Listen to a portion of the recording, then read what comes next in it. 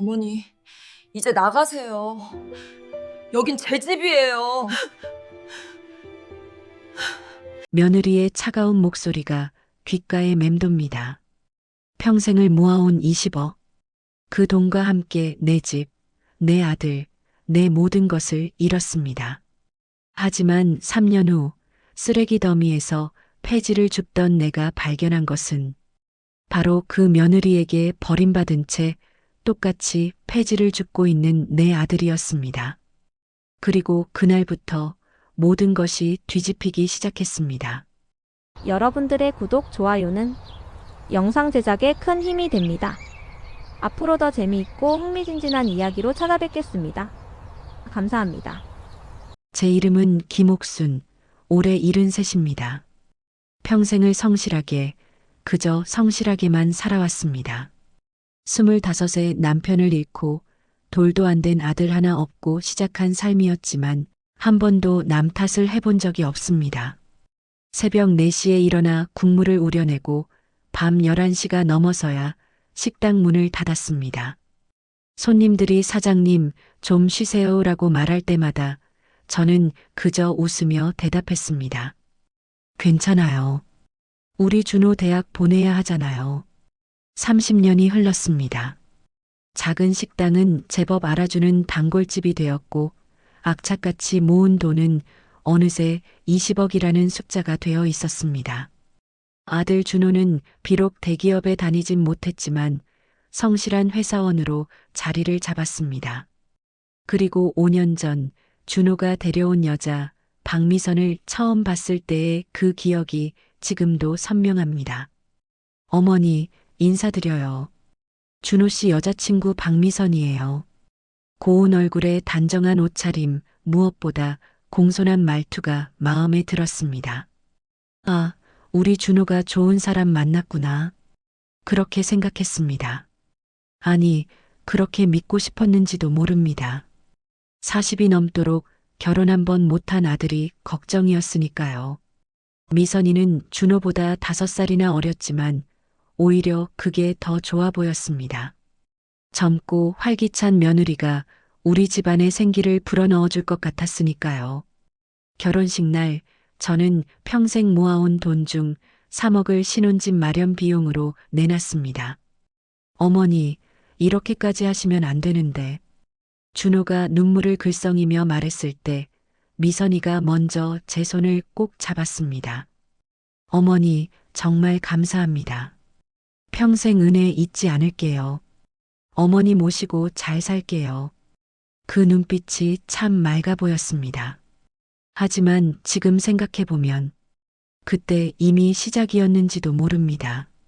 그 맑아 보이던 눈 속에 제가 보지 못한 다른 무언가가 있었던 것은 아니었을까요? 결혼 후 1년쯤 지났을 때 미선이는 저를 자주 찾아왔습니다. 어머니, 시원한 수박 사왔어요. 같이 드세요. 어머니, 요즘 건강은 어떠세요? 제가 좋은 영양제 알아봤는데 아들보다 며느리가 더 자주 안부를 물어왔습니다. 처음엔 의아했지만 곧 마음이 흐뭇해졌습니다. 역시 며느리를 잘 얻었어. 그렇게 생각하며 미선이가 올 때마다 용돈을 챙겨줬습니다. 5만 원, 10만 원, 때로는 200만 원까지도요. 어머니, 이러시면 안 되는데요. 미선이는 손사래를 치면서도 결국엔 받아갔습니다.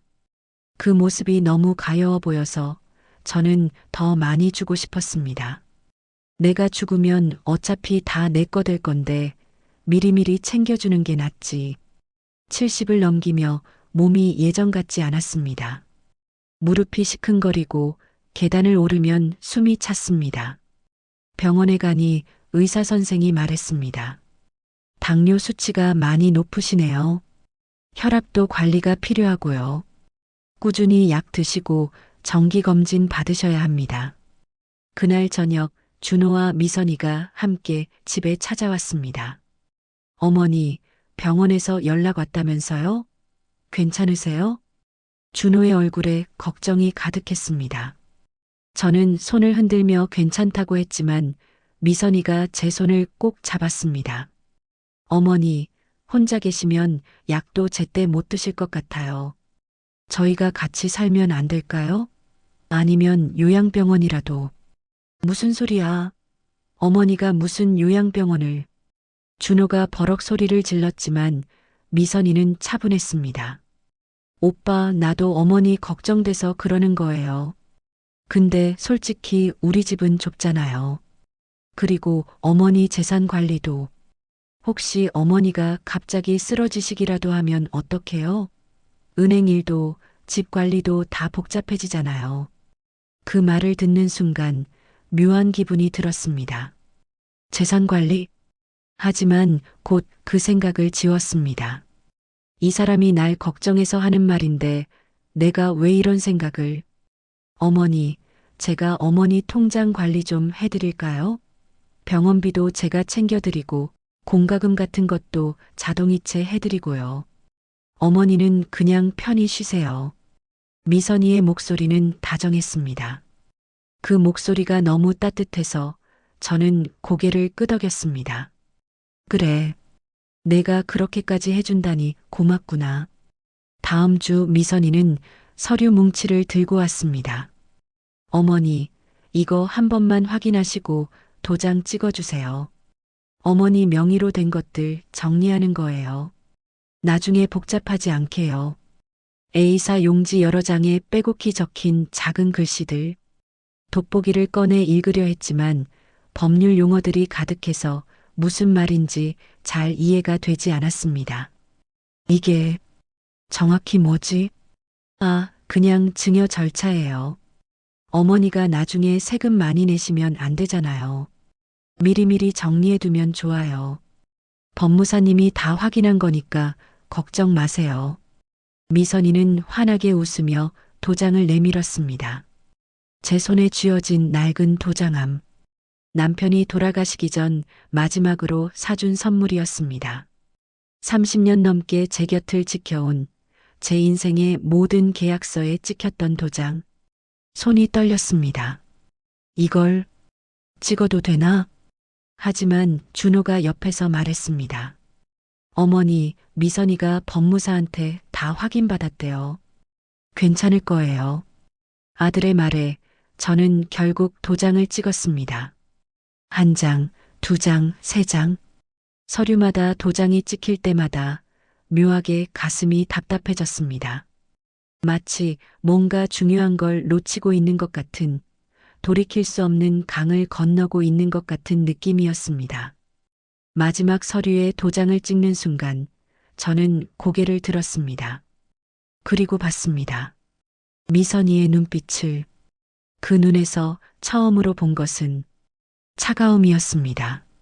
아니, 차가움을 넘어선 무언가.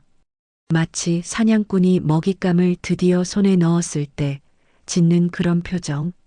하지만 그건 너무나 짧은 순간이었고 곧 미선이는 다시 환한 미소를 지었습니다. 어머니, 수고하셨어요. 이제 다 정리됐어요. 서류를 챙기는 미선이의 손놀림이 유난히 빨랐습니다. 마치 누가 빼앗아 갈까봐 서두르는 것처럼. 그날 밤 잠이 오지 않았습니다. 천장을 바라보며 계속 생각했습니다. 내가 잘못 본 걸까? 아니야, 그럴 리 없어. 미선이가 날 속일 리 없어. 그 애는 착한 애야. 하지만 가슴 한편에 박힌 가시 같은 불안감은 쉽게 사라지지 않았습니다. 이 불안함이 뭘까?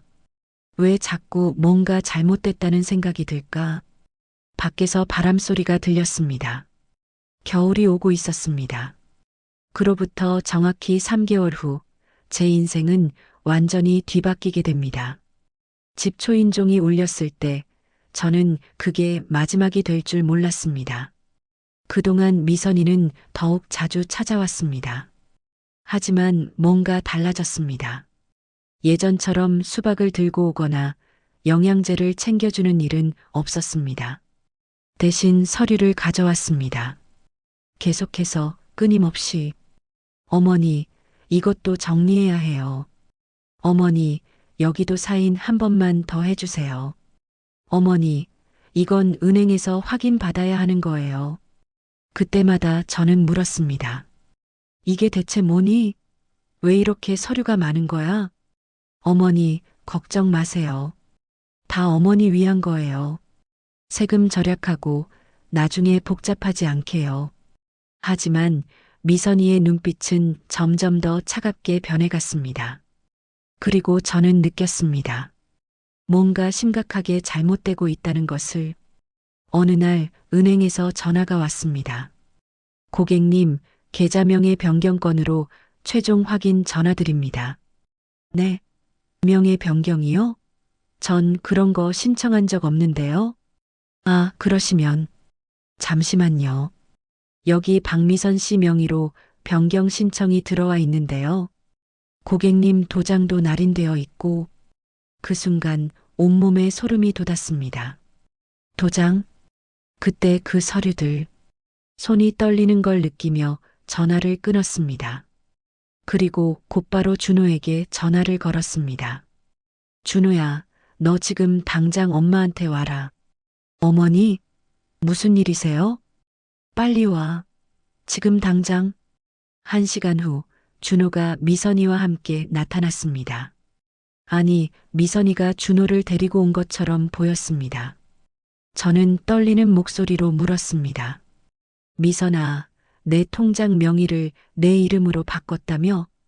미선이는 잠시 침묵했습니다. 그리고는 웃었습니다. 차갑게. 네, 그랬어요. 어머니가 도장 찍어주셨잖아요. 뭐? 나 그런 거 모르고 찍었어. 당장 원래대로 돌려놔. 어머니, 법적으로 다 처리된 일이에요. 어머니가 자필 서명하시고 도장까지 찍으셨는걸요. 정신이 온전하신 상태에서요. 미선이의 목소리에는 조롱이 섞여 있었습니다. 제가 알던 그 다정한 며느리는 온데간데 없었습니다. 준호야, 너는 가만히 있을 거니? 이게 무슨 짓이야? 준호는 고개를 들지 못했습니다. 그저 바닥만 바라보며 입술을 깨물고 있었습니다. 말을 해. 내가 너 낳아서 키웠잖아. 30년을 악착같이 일해서 너 공부시키고 결혼시켰잖아. 어머니, 죄송해요. 그게 다였습니다. 준호의 대답은 그게 전부였습니다. 미선이가 다가왔습니다. 그리고 제 눈을 똑바로 보며 말했습니다. 어머니, 이제 현실을 받아들이세요. 어머니 재산, 이제 다 제 거예요. 집도 예금도 전부요. 법적으로 아무 문제 없이 증여 완료됐어요. 이 나쁜 것, 사기야. 사기라고. 사기요? 어머니가 멀쩡한 정신으로 도장 찍으셨는데요.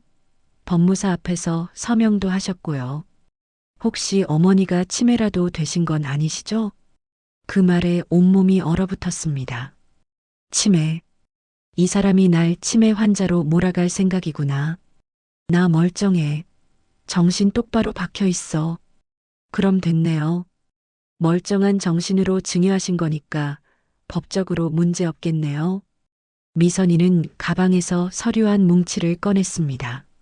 참, 그리고 어머니. 이 집도 이제 제 명의예요. 여기 등기부등본이요. 서류를 테이블에 던지듯 놓는 미선이. 저는 떨리는 손으로 그 서류를 집어들었습니다.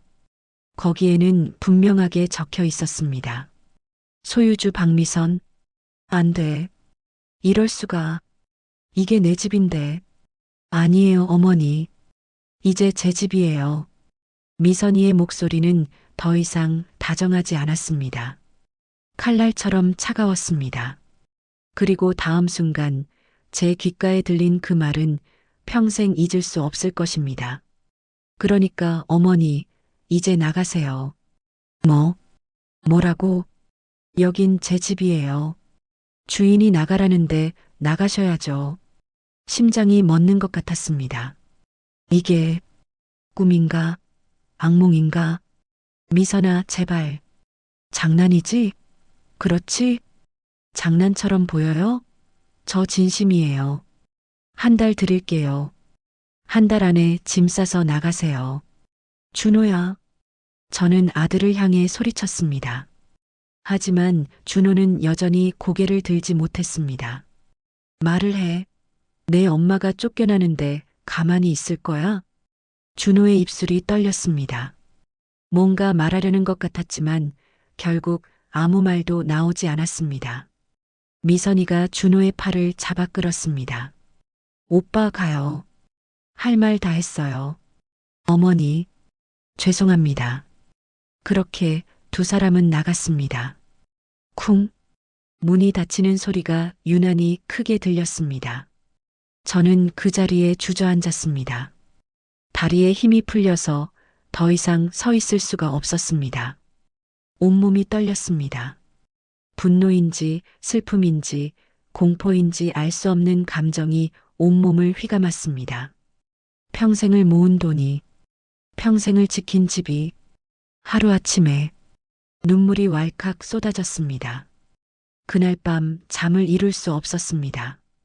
천장을 바라보며 계속 생각했습니다. 내가 뭘 잘못했을까? 며느리를 믿은 게 잘못이었나? 아들을 키운 게 잘못이었나? 하지만 곧 다른 생각이 들었습니다. 아니야. 잘못한 건 나 아니야. 저 사람들이 잘못한 거야. 분노가 솟구쳤습니다. 이대로 당할 순 없어. 절대로. 한 달이 지났습니다. 그 한 달 동안 저는 법률구조공단을 찾아갔고 변호사 무료 상담을 받았고 경찰서에도 가봤습니다. 하지만 돌아오는 대답은 똑같았습니다. 어르신, 법적으로 서류가 다 완벽해요. 어르신이 직접 도장 찍으신 거고 증인도 있고 법무사 앞에서 서명도 하셨잖아요. 이건 사기가 아니라 합법적인 증여예요. 하지만 나 속은 거라고요. 이게 무슨 내용인지도 모르고 도장 찍었다고요. 그래도 어르신이 성인이시고 치매 진단도 없으시고 법적으로는 문제가 없어요. 벽이었습니다. 거대한 벽 앞에 선 것 같았습니다. 그리고 정확히 한 달이 되던 날 미선이가 다시 나타났습니다. 이번엔 짐을 싸라고 재촉하러 온 것이 아니었습니다. 경찰관 2명과 함께 왔습니다. 어머니, 경찰분들이 함께 오셨어요. 아직도 안 나가시니까 어쩔 수 없이 법적 조치를 취했어요. 불법 점유예요, 지금. 불법 점유? 내 집에서 내가 불법 점유라고? 경찰관이 난처한 표정으로 말했습니다. 어르신, 등기부상으로는 이 집이 박미선 씨 명의입니다. 퇴거 명령이 나온 상태고요. 더 이상 버티시면 강제 집행이 들어갈 수도 있습니다. 그 순간 깨달았습니다. 나 정말 쫓겨나는구나. 내 집에서 내가 짐을 쌀 시간도 제대로 주어지지 않았습니다. 미선이는 제가 옷가지 몇 개 담는 것만 허락했습니다. 어머니, 빨리 하세요. 경찰분들 기다리고 계세요. 내 물건들은, 사진들은 나중에 정리해서 버릴게요. 필요 없는 것 같은데요? 그게 내 인생인데. 어머니 인생은 어머니가 알아서 챙기세요. 전 어머니 물건 챙길 의무 없어요. 가방 하나. 73년 인생이 가방 하나에 담겼습니다. 현관문을 나서는 순간 뒤돌아봤습니다. 30년을 살았던 집, 아들을 키웠던 집, 남편과의 추억이 서려 있던 집, 그 집 문이 제 눈앞에서 닫혔습니다. 쾅! 그리고 저는 길 위에 서 있었습니다. 갈 곳도 돌아갈 집도 없이 추운 바람이 얼굴을 때렸습니다. 11월 말 겨울이 코앞이었습니다. 이제 어떡하지? 나 어디로 가지? 손에 든 가방 하나, 주머니 속 3만 원. 그게 전부였습니다. 20억은 없었습니다. 집도 없었습니다. 아들도 없었습니다. 아무것도 없었습니다. 그날 밤 저는 찜질방에 갔습니다. 10,000원을 내고 들어간 찜질방에서 딱딱한 바닥에 누워 천장을 바라봤습니다. 눈물이 나왔습니다. 하지만 울 수도 없었습니다. 주변에 사람들이 너무 많았으니까요. 사람들이 볼까봐 소리내어 울 수도 없었습니다. 그래서 이불을 뒤집어 쓰고 소리 없이 울었습니다. 하느님, 제가 뭘 잘못했나요? 평생 성실하게 살았는데 왜 저한테 이런 벌을 주시나요? 하지만 대답은 없었습니다. 그리고 그날 밤 저는 결심했습니다. 이대로 당할 순 없어. 절대로. 내 돈 찾을 거야. 내 집 찾을 거야. 그리고 아들도 되찾을 거야. 아들. 준호. 그 바보 같은 아들이 미워지면서도 동시에 걱정이 되었습니다. 저 여자가 날 이렇게 했는데 준호는 괜찮을까? 준호도 언젠가 버려지는 거 아닐까? 하지만 지금 당장은 그걸 생각할 여유가 없었습니다.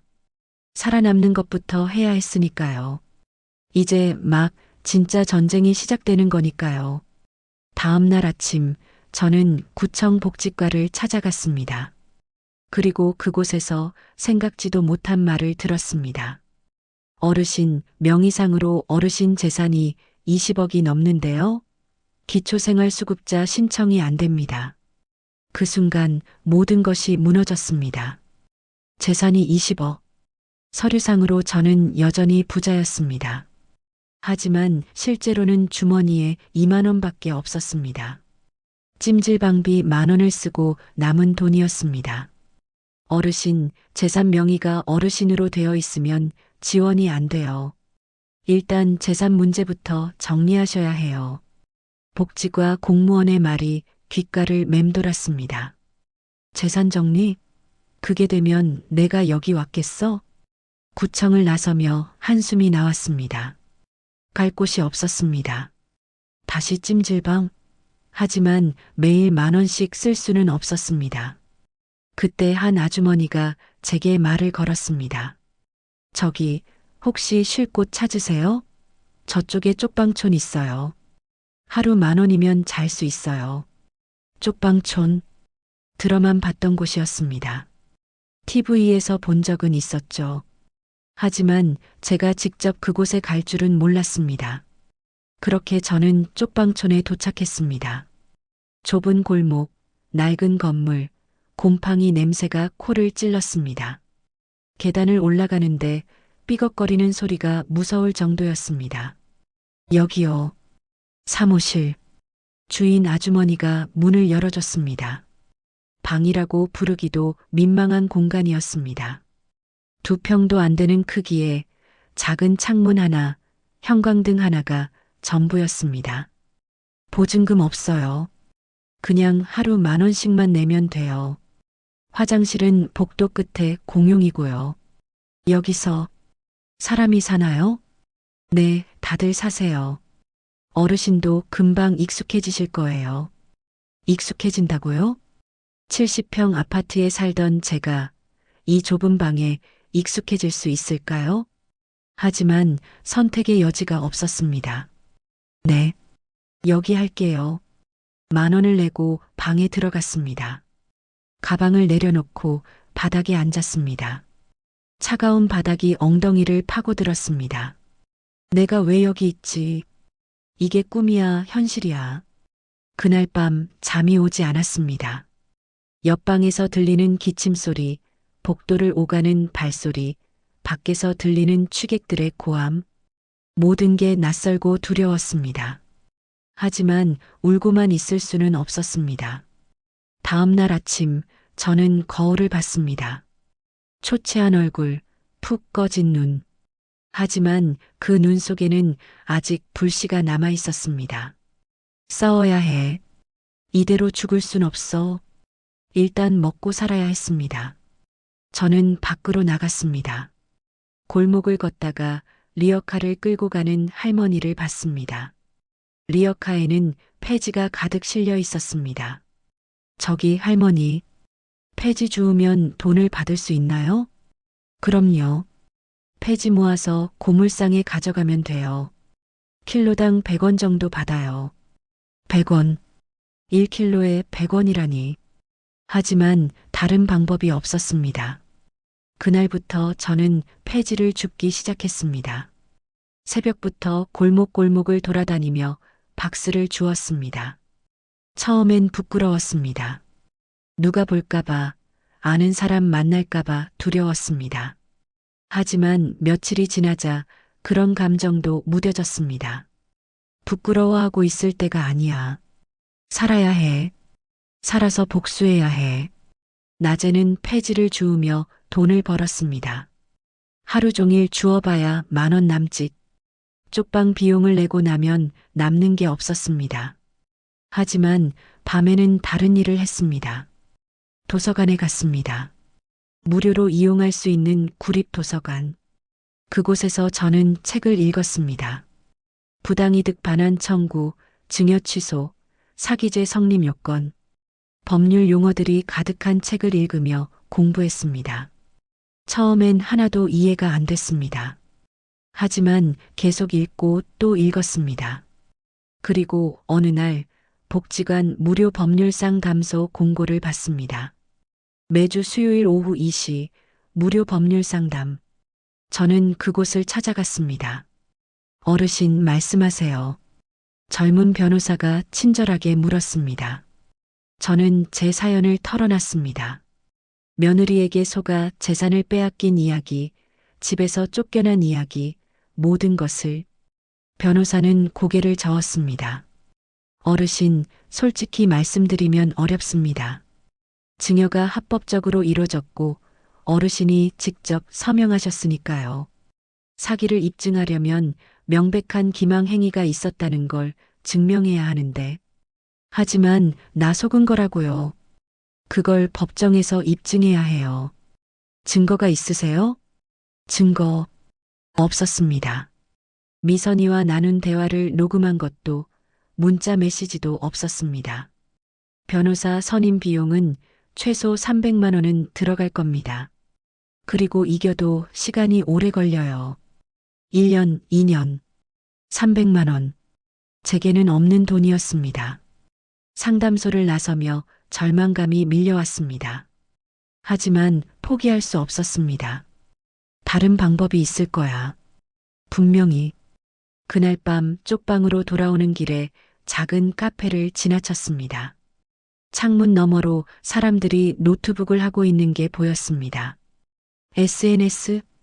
요즘 사람들은 다 SNS 한다고 했지. 그리고 문득 떠올랐습니다. TV에서 본 뉴스. 어떤 사람이 억울한 일을 SNS에 올렸더니 많은 사람들이 도와줬다는 내용. 그래, 세상에 알려야 해. 이런 일이 있다는 걸. 하지만 저는 컴퓨터를 다룰 줄 몰랐습니다. 스마트폰도 제대로 못 썼습니다. 며칠 후 쪽방촌 복도에서 한 할아버지와 마주쳤습니다. 안녕하세요. 제가 먼저 인사했습니다. 할아버지는 날카로운 눈빛으로 저를 바라보더니 고개를 끄덕였습니다. 새로 오셨나 보네요. 몇 호실이세요? 3호실입니다. 나는 5호실. 이철수라고 하오. 이철수 할아버지. 그분과의 만남이 제 인생을 다시 한번 바꿀 줄은 그때 몰랐습니다. 며칠 후 복도에서 다시 만난 이철수 할아버지가 물었습니다. 혹시 법률 상담소 가시는 거 봤는데 무슨 일 있으세요? 그 질문에 저는 모든 것을 털어놓았습니다. 그리고 할아버지의 대답은 예상치 못한 것이었습니다. 제가 도와드리죠. 전 30년간 기자였으니까요. 기자요? 제 목소리에 놀람이 묻어났습니다. 이철수 할아버지는 쓸쓸하게 웃으며 고개를 끄덕였습니다. 30년간 탐사보도 기자로 일했어요. 주로 사회부 쪽이었죠. 부정부패, 사기 사건 같은 거 파헤치는 일 했습니다. 그런데 왜 여기에? 정년 퇴직하고 나니 갈 곳이 없더군요. 자식들한테 짐이 되기 싫어서 혼자 나왔어요. 뭐 사연이야 다들 있죠. 할아버지는 제 방으로 들어왔습니다. 비좁은 방에 2명이 앉으니 더 좁아 보였습니다. 말씀해 보세요. 무슨 일인지. 저는 처음부터 끝까지 이야기했습니다. 며느리에게 속은 일, 재산을 빼앗긴 일, 집에서 쫓겨난 일, 모든 것을 털어놨습니다. 할아버지는 묵묵히 듣고 있었습니다. 그리고 가끔 메모를 했습니다. 낡은 수첩에 연필로 뭔가 적어 내려가는 모습이 마치 기자 같았습니다. 증거는 있으세요? 없어요. 그때 그 서류들도 다 가져갔고, 서류 사본도 없고요? 네. 제가 바보같이. 할아버지는 잠시 생각에 잠겼습니다. 어르신 사연이 세상에 제대로 알려지면 여론이 움직일 겁니다. 요즘은 SNS 시대니까요. 사람들의 분노가 모이면 언론도 움직이고, 언론이 움직이면 경찰도 다시 수사할 수 있어요. 하지만 전 SNS를 못해요. 컴퓨터도 잘 모르고. 제가 도와드리죠. 어르신 사연을 정리해서 올리는 거예요. 커뮤니티, 유튜브, 언론사 제보까지. 제 인맥이 아직 남아있거든요. 그 말에 가슴이 뛰었습니다. 희망이 보이는 건가? 정말요? 정말 도와주실 수 있어요? 물론이죠. 전 이런 불의를 보면 못 참는 성격이거든요. 30년 기자, 생활이 그냥 사라지는 건 아니니까요. 할아버지의 눈빛이 예리하게 빛났습니다. 마치 사냥꾼이 표적을 발견한 것처럼. 그날부터 우리는 함께 움직이기 시작했습니다. 할아버지는 도서관에 있는 컴퓨터로 제 사연을 정리했습니다. 그리고 여러 커뮤니티에 올렸습니다. 며느리에게 20억 빼앗기고 길거리에 나앉은 70대 노모의 사연. 제목만 봐도 자극적이었습니다. 하지만 사실이었습니다. 처음엔 반응이 없었습니다. 그런데 이틀째 되던 날 조회수가 오르기 시작했습니다. 10만, 20만, 50만. 댓글이 달리기 시작했습니다. 이게 사람이 할 짓입니까? 며느리 신상 털어야 됩니다. 어떻게 시어머니한테 이럴 수가. 법이 이런 걸 보호한다고요? 말이 안 되네요. 할아버지는 댓글을 보며 고개를 끄덕였습니다. 여론이 움직이고 있어요. 이제 언론사에 제보를 넣어야 합니다. 그렇게 며칠이 지났습니다. 그러던 어느 날 할아버지가 급하게 제 방으로 뛰어왔습니다. 어르신, TV에 나왔어요. 네, 뭐가요?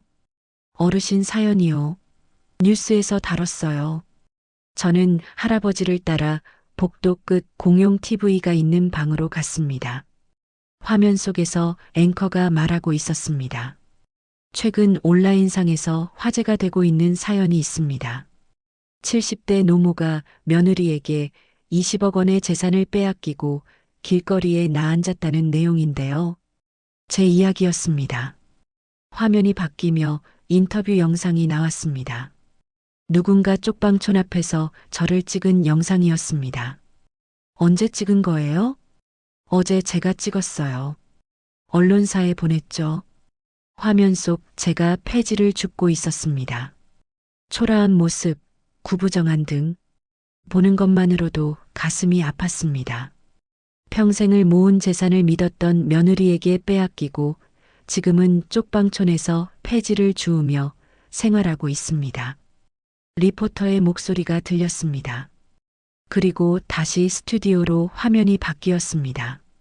경찰은 합법적인 증여라는 입장이지만 네티즌들은 이것이 명백한 사기라며 분노하고 있습니다.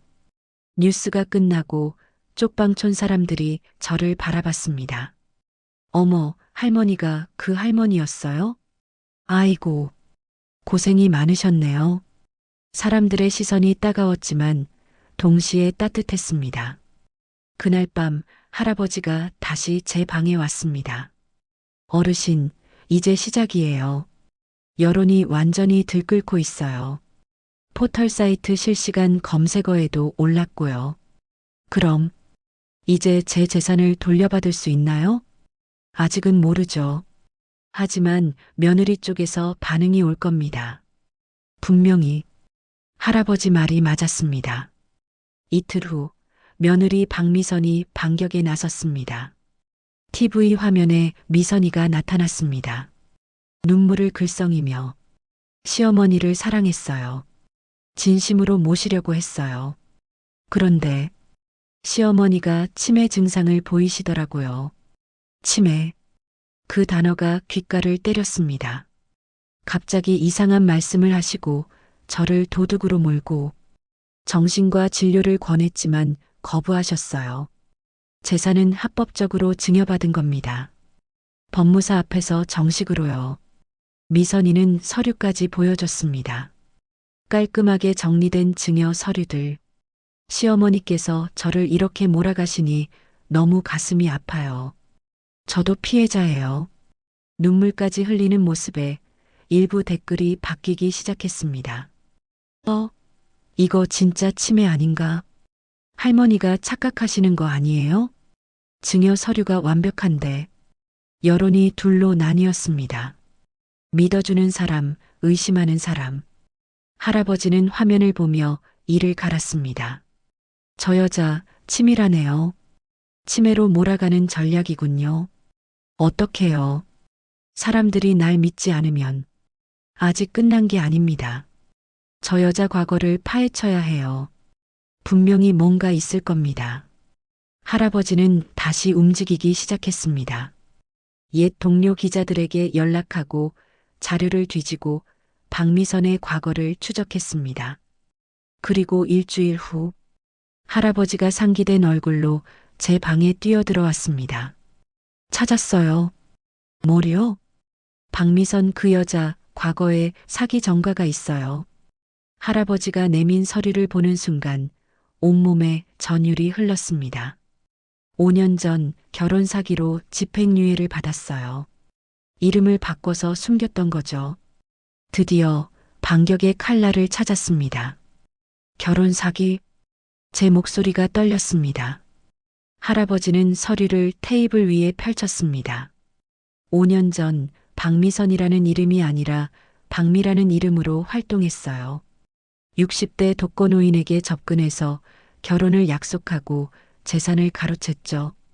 집행유예 3년을 받았어요. 서류 속 사진을 보는 순간 확실했습니다. 머리 색깔은 달랐지만 그 얼굴은 분명 미선이었습니다. 그럼 저한테도 똑같은 수법을 쓴 거네요. 그렇죠. 이번엔 며느리로 위장해서요.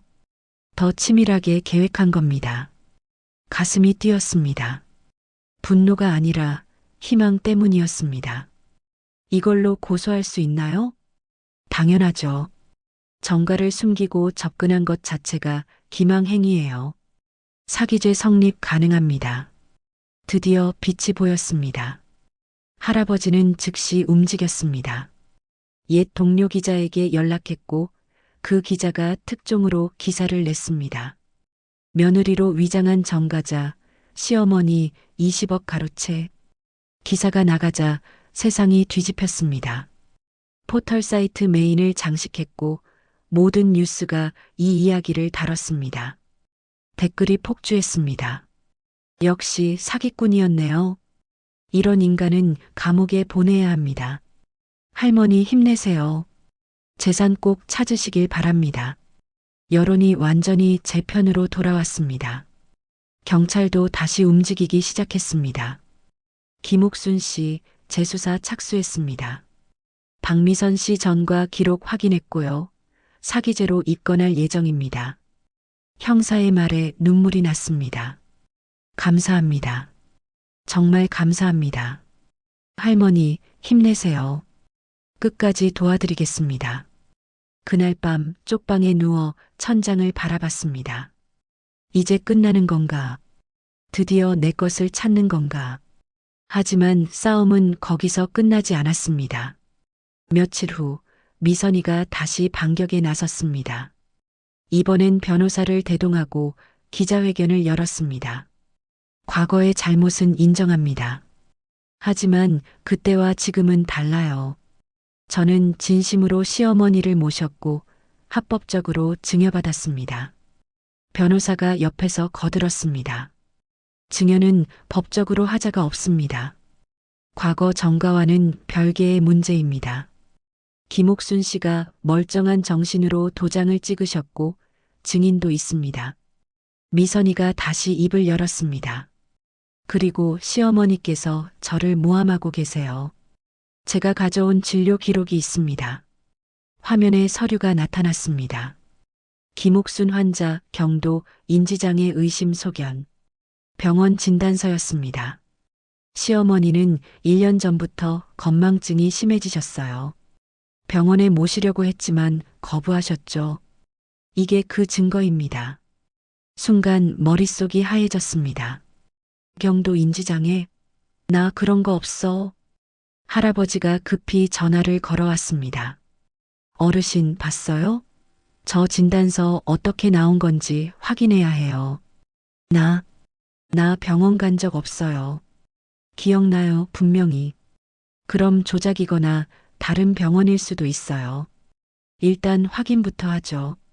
하지만 이미 여론은 또다시 흔들리기 시작했습니다. 할머니가 치매면 어쩌지? 인지장애 있으면 증언 신빙성이. 이거 복잡하네요. 믿어주던 사람들조차 의심하기 시작했습니다. 며칠 후 경찰서에서 연락이 왔습니다. 어르신, 정밀 검사 받으셔야 합니다. 법원에서 감정 명령이 내려졌어요. 대학병원 정신건강의학과. 그곳에서 저는 온갖 검사를 받았습니다. 오늘이 며칠입니까? 100에서 7을 계속 빼세요. 이 그림들을 기억했다가 말씀해 주세요. 검사가 끝나고 일주일 후 결과가 나왔습니다. 정상입니다. 경도 인지장애 소견 없습니다. 의사의 말에 안도의 한숨이 나왔습니다. 그럼 미선이가 보여준 진단서는요? 확인해 봤는데 그 병원 기록에 김옥순 씨 이름이 없어요. 조작된 서류일 가능성이 높습니다. 드디어 진실이 밝혀지는 순간이었습니다. 할아버지는 즉시 이 사실을 언론에 알렸고 다시 한번 뉴스가 터졌습니다. 박미선, 진단서까지 조작, 증거 조작 혐의 추가. 여론이 완전히 폭발했습니다. 진짜 악마네요. 이런 사람은 중형받아야 합니다. 할머니 응원합니다. 검찰이 움직였습니다. 미선이는 사기죄, 증거 조작죄로 구속영장이 청구됐습니다. 그리고 며칠 후 TV 뉴스에서 미선이가 수갑을 찬 채 경찰서로 들어가는 모습이 나왔습니다. 박미선 씨 하실 말씀 있으세요? 기자들이 소리쳤지만 미선이는 고개를 숙인 채 아무 말도 하지 않았습니다. 그 모습을 보며 복잡한 감정이 들었습니다. 통쾌함? 아니었습니다. 슬픔? 그것도 아니었습니다. 그저 허무했습니다. 이게 끝인가? 하지만 진짜 충격은 그 다음에 왔습니다. 한 달 후 재판이 열렸습니다. 저는 증인으로 법정에 섰습니다. 피해자, 증언하세요. 판사의 말에 저는 떨리는 목소리로 말했습니다. 저는 그저 며느리를 믿었을 뿐입니다. 가족을 믿는 게 죄입니까? 미선이는 피고석에서 고개를 숙이고 있었습니다. 증인 신문이 이어졌습니다. 그리고 준호가 들어왔습니다. 1년 만에 보는 아들이었습니다. 하지만 그 모습에 놀랄 수밖에 없었습니다. 초췌한 얼굴, 핏기 없는 피부, 남루한 옷차림. 준호, 너 어떻게 된 거니? 재판장이 물었습니다. 증인, 피고인과의 관계를 말하세요. 남편입니다. 피고인이 증여를 받을 당시 상황을 아십니까? 준호는 잠시 침묵했습니다. 그리고 떨리는 목소리로 말했습니다. 저도 속았습니다. 법정이 술렁였습니다. 저 아내가 처음부터 계획한 거였어요. 어머니 재산을 노리고 접근한 거였습니다. 저도 나중에 알았어요. 준호의 눈에서 눈물이 떨어졌습니다. 어머니, 죄송합니다. 정말 죄송합니다. 그 순간 가슴이 무너졌습니다. 재판이 끝나고 법정을 나서는데 준호가 저를 따라왔습니다. 어머니, 잠깐만요. 돌아보니 준호가 무릎을 꿇고 있었습니다. 거리 한복판에서 어머니, 용서해 주세요. 준호는 거리 한복판에서 무릎을 꿇고 있었습니다. 지나가는 사람들이 쳐다봤지만 준호는 아랑곳하지 않았습니다. 일어나. 사람들이 본다. 용서해 주실 때까지 안 일어나요. 제가 잘못했어요. 준호의 목소리는 울음이 섞여 있었습니다. 당신은 내 아들이 맞니? 그때 엄마가 집에서 쫓겨날 때 당신은 고개도 안 들었잖아. 죄송합니다. 죄송합니다. 미안하다고 다야? 나 1년 동안 어떻게 살았는지 아니? 제 목소리가 커졌습니다. 참았던 감정이 터져 나왔습니다. 쪽방에서 잤어. 폐지 주우면서 살았어. 하루에 10,000원도 안 되는 돈으로 말이야. 준호는 대답하지 못했습니다. 그저 눈물만 흘렸습니다. 일어나. 이제 됐어. 저는 돌아서서 걸었습니다. 뒤에서 준호가 따라왔지만 뒤돌아보지 않았습니다. 아직 용서할 수 없었습니다. 며칠 후 재판 결과가 나왔습니다. 피고인 박미선에게 징역 5년을 선고한다. 피해자에게 20억 원을 배상하라. 판사의 망치 소리가 법정에 울렸습니다. 이겼습니다. 드디어 이긴 겁니다. 하지만 기쁘지 않았습니다. 미선이는 항소하겠다고 했고 실제로 돈을 돌려받기까지는 시간이 더 걸린다고 했습니다. 변호사는 말했습니다. 최소 6개월은 걸릴 겁니다. 재산 환수 절차가 복잡해서요. 6개월. 그동안 또 쪽방에서 살아야 한다는 뜻이었습니다. 법정을 나서며 한숨이 나왔습니다. 이철수 할아버지가 옆에서 말했습니다. 어르신, 이긴 거예요. 조금만 더 참으세요. 네, 알아요. 하지만 마음 한편이 무거웠습니다. 그날 밤 쪽방으로 돌아왔습니다. 문을 열고 들어서는 순간 갑자기 어지러움이 밀려왔습니다. 이상하다. 왜 이러지? 침대에 앉으려는데 다리에 힘이 풀렸습니다. 그대로 바닥에 쓰러졌습니다. 가슴이 조여왔습니다. 숨을 쉴 수가 없었습니다. 누가 좀. 목소리가 나오지 않았습니다. 손을 뻗어 문을 두드렸지만 소리가 작았습니다. 의식이 흐려졌습니다. 얼마나 시간이 지났을까? 어르신. 이철수 할아버지의 목소리가 들렸습니다. 문을 두드리는 소리, 그리고 문이 열리는 소리. 아니, 이게 무슨. 119, 빨리 119. 구급차 사이렌 소리가 멀리서 들렸습니다. 병원에서 눈을 떴을 때 하얀 천장이 보였습니다. 정신 드셨어요? 간호사의 목소리였습니다. 여기가 병원이에요. 심근경색으로 쓰러지셨어요. 조금만 늦었으면 큰일 날 뻔했어요. 심근경색. 그 단어가 귓가를 맴돌았습니다. 의사가 들어왔습니다. 김옥순 씨, 스트레스가 심하셨나 봐요. 혈압도 높고 당뇨도 조절이 안 되고 있어요. 당분간 입원 치료가 필요합니다. 입원은 돈이 얼마나? 일단 치료부터 받으세요. 나중에 계산하시면 됩니다. 병실로 옮겨진 후 이철수 할아버지가 찾아왔습니다. 어르신 괜찮으세요? 네. 살았네요. 정말 놀랐어요. 제가 지나가다가 문틈으로 신음소리 들어서 문 열어봤더니 고맙습니다. 할아버지 아니었으면 죽었을 거예요. 천만에요. 그나저나 병원비는 어떻게 하시려고요? 병원비. 생각지도 못한 문제였습니다.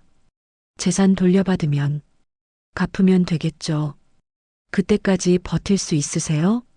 할아버지의 말에 막막함이 밀려왔습니다. 일주일 후 퇴원했습니다. 병원비는 300만 원이 나왔습니다. 할 수 없이 병원의 사정에서 분할 납부하기로 했습니다. 쪽방으로 돌아왔지만 몸이 예전 같지 않았습니다. 폐지를 주우러 나가려 해도 조금만 걸으면 숨이 찼습니다. 이제 어떡하지? 돈도 못 벌고. 그때 문 앞에 봉투 하나가 놓여 있었습니다. 안에는 10만 원이 들어 있었고 쪽지가 있었습니다. 어르신, 조금이나마 보태세요. 마이너스 쪽방촌 주민 1동. 눈물이 났습니다. 가난한 사람들이, 자기들도 어려운 사람들이 저를 도와주고 있었습니다. 며칠 후 또 다른 소식이 들렸습니다. 이철수 할아버지가 급히 제 방에 왔습니다. 어르신, 큰일 났어요. 무슨 일이에요? 박미선이 항소심에서 감형됐어요. 징역 3년으로 줄었어요. 뭐라고요? 그리고 재산 환수가 어렵다고 해요. 이미 대부분을 빼돌렸대요. 머릿속이 하얘졌습니다. 그럼 내 돈은 찾을 수 있을지 모르겠대요. 그날 저는 무너졌습니다. 완전히 무너졌습니다. 이긴 게 아니었구나. 아직도 싸움은 끝나지 않았구나. 며칠 동안 방에서 나오지 않았습니다. 밥도 먹지 않았습니다. 그냥 살고 싶지 않았습니다. 차라리 그냥 죽는 게 나을까? 그런 생각까지 들었습니다. 어느 날 쓰레기를 버리러 나갔습니다. 골목을 걷다가 저 멀리서 누군가 폐지를 줍고 있는 모습이 보였습니다. 남루한 옷, 구부정한 등. 나랑 똑같네. 가까이 다가갔습니다. 그리고 그 사람의 얼굴을 봤을 때 심장이 멎는 것 같았습니다. 준호였습니다. 제 아들이 쓰레기 더미를 뒤지고 있었습니다. 준호야. 준호는 깜짝 놀라 고개를 들었습니다. 그리고 저를 보자 얼어붙었습니다. 어머니, 너, 왜 여기서? 준호는 대답하지 못했습니다.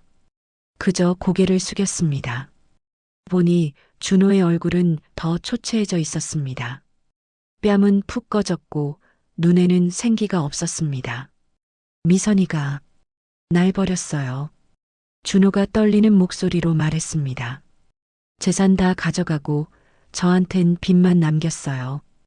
회사도 잘렸고 집도 없어요. 그 말을 듣는 순간 분노가 치솟아야 했습니다. 그것 봐라. 내가 엄마 편을 들었어야지. 하지만 그런 말이 나오지 않았습니다. 대신 가슴이 무너졌습니다. 준호야. 준호와 저는 쓰레기 더미 사이에서 마주보고 섰습니다. 그리고 동시에 눈물을 흘렸습니다. 어머니와 아들, 두 사람 모두 모든 것을 잃었습니다. 하지만 서로를 다시 찾았습니다. 엄마, 미안해요. 정말 미안해요. 준호는 쓰레기 더미 앞에서 무릎을 꿇었습니다. 그 모습을 보는 것만으로도 가슴이 찢어졌습니다. 일어나. 여기 더러워. 싫어요. 용서해 주실 때까지 안 일어나요. 바보야. 넌 정말 바보야. 저도 모르게 눈물이 쏟아졌습니다. 참았던 모든 감정이 터져나왔습니다. 왜 그때 말을 못했니? 엄마가 쫓겨날 때 왜 가만히 있었어? 무서웠어요. 미선이가 너무 무서웠어요. 준호의 목소리는 떨리고 있었습니다. 미선이가 협박했어요. 만약 어머니 편을 들면 저를 파산시키겠다고, 빚을 떠넘기겠다고. 그래도 난 내 엄마잖아. 죄송해요. 정말 죄송해요. 저 정말 비겁했어요. 준호는 계속 울었습니다. 40 중반의 남자가 거리 한복판에서 아이처럼 울었습니다. 일어나. 이제 됐어. 저는 준호의 팔을 잡아 일으켰습니다. 그리고 품에 안았습니다. 엄마도 미안해. 내가 이렇게 될 줄 몰랐어.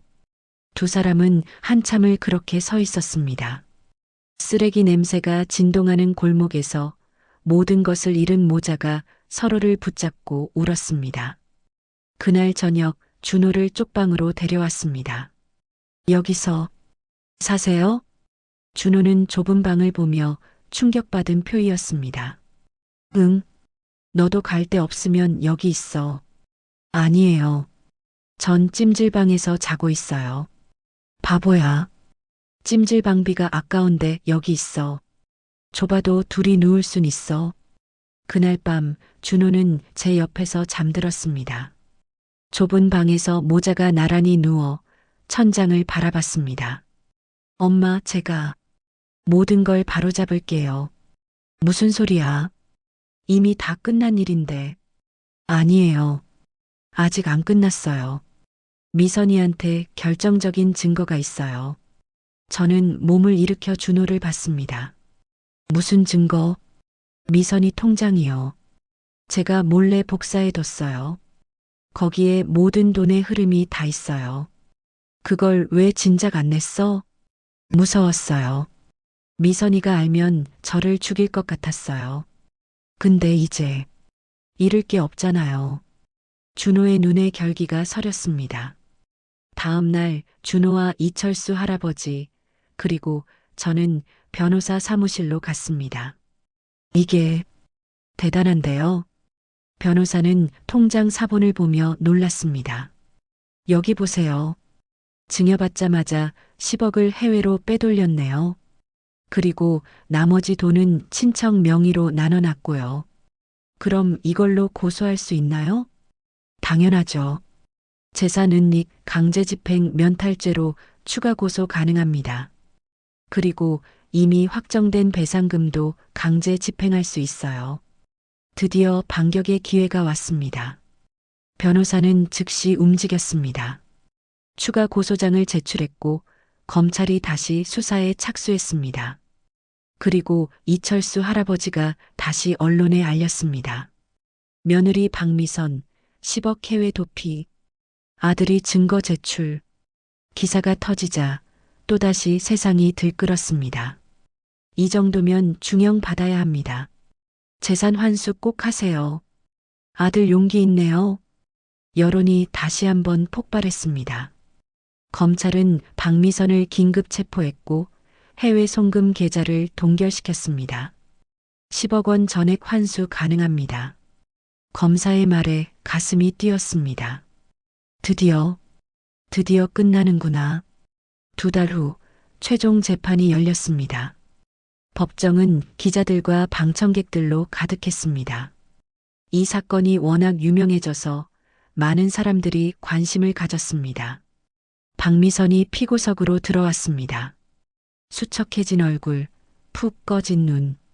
예전의 오만함은 온데간데 없었습니다. 판사가 입을 열었습니다. 피고인 박미선, 최후 진술하시오. 미선이는 잠시 침묵했습니다. 그리고 천천히 입을 열었습니다.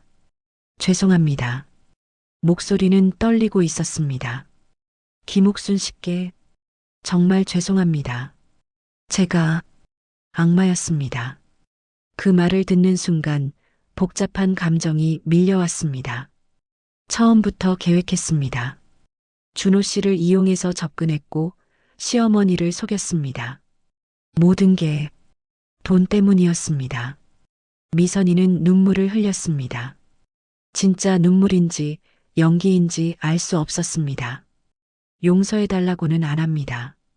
그럴 자격이 없으니까요. 그냥 죄송합니다. 판사가 망치를 들었습니다. 피고인 박미선에게 징역 7년을 선고한다. 피해자에게 20억 원 전액 배상하라. 즉시 강제 집행한다. 쾅! 망치 소리가 법정에 울렸습니다. 끝났습니다. 드디어 끝났습니다. 법정을 나서는데 다리에 힘이 풀렸습니다. 준호가 저를 붙잡았습니다. 엄마, 괜찮으세요? 응. 그냥 실감이 안 나서. 이제 끝났어요. 진짜 끝났어요. 이철수 할아버지가 웃으며 말했습니다. 어르신, 축하드려요. 드디어 이기셨어요. 할아버지 덕분이에요. 정말 감사합니다. 뭐려? 당연한 일한 거죠. 그날 밤 쪽방에서 준호와 마주 앉았습니다. 엄마, 이제 집으로 돌아가요. 집. 그 단어가 낯설게 느껴졌습니다. 응. 우리 집으로 돌아가자. 일주일 후 재산 환수가 완료됐습니다. 15억이 돌아왔습니다. 나머지 5억은 미선이가 이미 써버려서 회수가 불가능했지만 그래도 충분했습니다. 그리고 집 등기도 다시 제 명의로 돌아왔습니다. 3년 만에 저는 제 집으로 돌아왔습니다. 현관문을 열고 들어서는 순간 눈물이 났습니다. 다녀왔습니다. 텅 빈 집에 제 목소리가 울렸습니다. 준호가 옆에서 말했습니다. 엄마, 이제 다시 시작해요. 그래, 다시 시작하자. 하지만 가슴 한편이 허전했습니다. 이긴 것은 맞습니다. 재산도 되찾았고 집도 되찾았습니다. 하지만 무언가 잃어버린 것 같았습니다. 그날 밤 낡은 도장함을 꺼내 바라봤습니다. 이 작은 도장 하나 때문에 모든 일이 시작됐습니다. 그리고 문득 깨달았습니다. 진짜 중요한 건 돈이 아니었다는 것을. 3년 만에 돌아온 집은 낯설었습니다. 모든 게 그대로였지만 동시에 모든 게 달라 보였습니다. 거실 소파, 식탁, 안방 침대. 익숙한 물건들이 마치 박물관 전시품처럼 느껴졌습니다. 엄마, 저녁 먹어요. 준호가 라면을 끓여왔습니다. 3년 전이었다면 상상도 못할 일이었죠. 준호가 요리를 하다니. 내가 라면을 끓일 줄 알았어? 쪽방촌에서 배웠어요. 살다 보니 할 수 있게 되더라고요. 둘이서 식탁에 마주 앉아 라면을 먹었습니다. 뜨거운 국물이 목구멍을 타고 내려갔습니다. 엄마, 이제 뭐 하고 싶으세요? 준호의 질문에 잠시 생각했습니다. 글쎄, 잘 모르겠다. 돈도 생겼으니까 편하게 사세요. 여행도 다니시고. 그래야겠지. 하지만 마음 한편이 공허했습니다. 며칠 후 이철수 할아버지를 만났습니다. 쪽방촌 근처 작은 카페에서였습니다. 어르신, 집은 좀 어때요? 좋죠. 근데 이상하게 잠이 안 와요. 너무 조용해서 그런가 봐요. 쪽방촌이 그리우신가 봐요. 할아버지가 웃으며 말했습니다. 할아버지는 어때요? 아직도 쪽방에 계세요? 네, 전 여기가 편해요. 갈 곳도 없고요. 우리 집에 오시는 건 어때요? 아니에요. 전 괜찮아요. 할아버지는 손을 저었지만 그 눈빛이 외로워 보였습니다. 집으로 돌아오는 길에 문득 생각이 들었습니다. 나 혼자 이 넓은 집에서 뭐 하지? 15억이 있었습니다. 집도 있었습니다. 하지만 행복하지 않았습니다. 그날 밤 준호와 마주 앉았습니다. 준호야, 엄마가 결심한 게 있어. 뭔데요? 이 돈 다 기부하려고. 준호는 놀라서 눈을 크게 떴습니다. 네? 15억을요? 응. 나 혼자 쓰기엔 너무 많아. 그리고 이 돈 때문에 우리 가족이 망가졌잖아. 하지만 엄마가 평생 모은 돈인데. 그래서 더 의미 있게 쓰고 싶어. 나처럼 어려운 사람들 도와주려고. 준호는 한참을 생각하더니 고개를 끄덕였습니다. 엄마 뜻대로 하세요. 저도 찬성이에요. 다음 날 변호사를 찾아갔습니다. 재단을 만들고 싶어요. 가족에게 배신당한 노인들을 돕는 재단이요. 변호사는 놀라워했지만 곧 도와주겠다고 했습니다. 한 달 후 옥순 재단이 설립됐습니다. 10억을 재단에 출연했습니다. 나머지 5억은 생활비로 남겨뒀습니다. 그것만으로도 충분히 살 수 있었으니까요.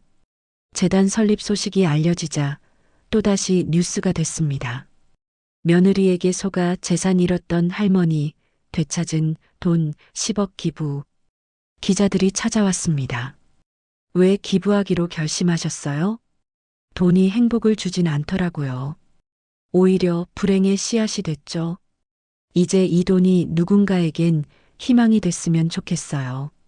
인터뷰를 마치고 집으로 돌아오는데 가슴이 가벼웠습니다. 3년 전 쪽방에서 폐지를 주울 때보다 지금이 더 행복했습니다. 며칠 후 재단 사무실에서 첫 수혜자를 만났습니다. 70대 할머니였습니다. 아들에게 재산을 빼앗기고 길거리에 나앉았다고 했습니다. 저 정말 도움을 받을 수 있나요? 그럼요. 우리가 법률 지원도 해드리고 생활비도 지원해 드릴 거예요. 할머니는 눈물을 흘렸습니다. 고맙습니다. 정말 고맙습니다. 그 모습을 보며 제 눈에도 눈물이 고였습니다. 이거구나. 내가 찾던 게. 행복은 돈이 아니었습니다. 누군가를 돕는 것, 그게 진짜 행복이었습니다. 그날 저녁 준호와 함께 저녁을 먹었습니다. 준호가 직접 만든 된장찌개였습니다. 맛있다. 요리 솜씨가 늘었네. 엄마가 좋아하시니까 열심히 배웠어요. 고마워, 준호야. 제가 더 감사하죠. 엄마가 용서해 주셔서. 바보야. 넌 내 아들인데 용서 안 할 수가 있니? 준호의 눈에 눈물이 맺혔습니다. 엄마 사랑해요. 나도 사랑해. 그날 밤 안방 서랍에서 낡은 도장함을 꺼냈습니다. 30년을 함께한 도장. 이 도장 하나 때문에 모든 일이 시작됐고 모든 것을 잃었고 그리고 다시 찾았습니다. 하지만 이제 필요 없었습니다. 더 이상 재산을 지킬 필요도 계약서에 도장을 찍을 일도 없으니까요. 도장함을 쓰레기통에 버리려다가 멈췄습니다. 아니야. 버리면 안 돼.